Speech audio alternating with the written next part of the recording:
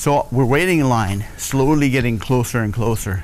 All of the people around us are waiting because they, like me, have never done anything like this before, because I can kind of overhear their conversations. It's one of those long lines that snakes back and forth, and you kind of pass the same people again and again, and everybody's talking about how awesome it's going to be or how awesome they think it's going to be.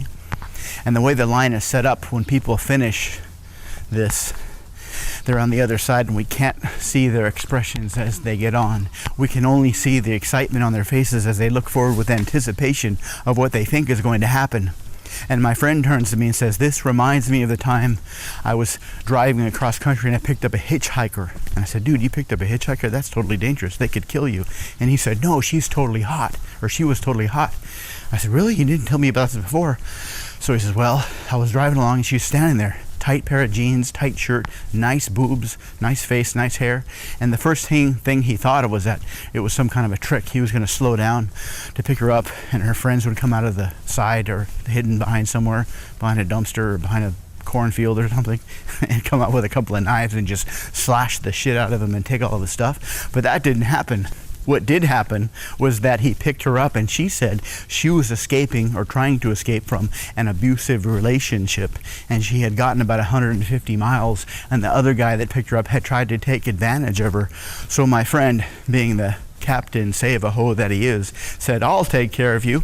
And so they drove for like 100 miles, and one night they were outside of this bar driving through the parking lot. It was about 10:30 at night. They had just got done eating after driving all day, and these guys were staggering out of the bar, and they were driving past this group of people.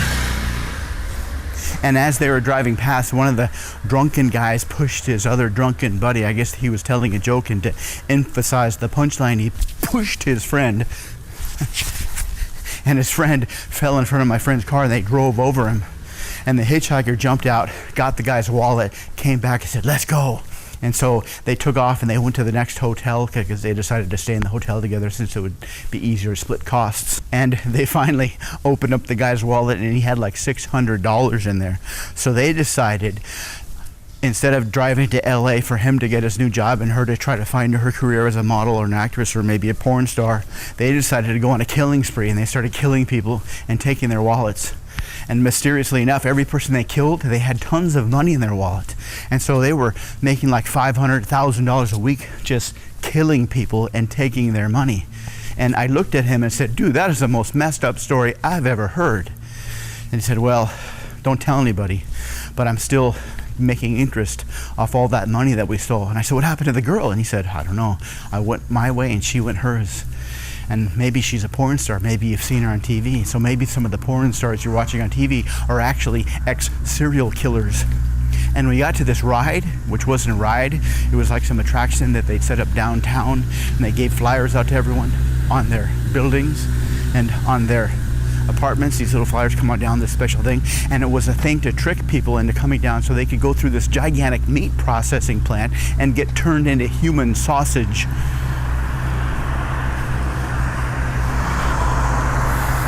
And so all these people that have been brainwashed into thinking they were going to have this exciting experience got ground up in a gigantic meat packing machine and turned into this sausage, and that we never got to taste because, you know, by the time it was finished, we were all dead.